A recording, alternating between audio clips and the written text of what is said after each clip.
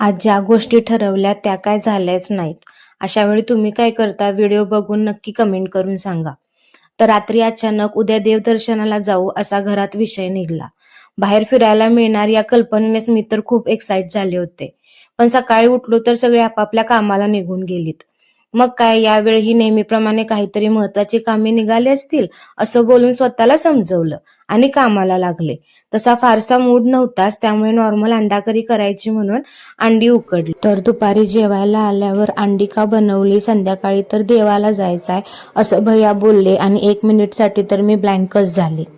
पण फिरायला जाणार हे पुन्हा ऐकल्यावर आहे ते बाजूला ठेवून पटकन भजी काढली आणि जेवून घेतलं. तोवर निघतानाच सायंकाळ होणार आहे, त्यामुळे रिटर्न येतानाही उशीर होणार, म्हणून आपण काय जायचं नाही असा फोन करून यांनी पुन्हा माझ्या एक्साइटमेंटवर पाणी फिरवलं.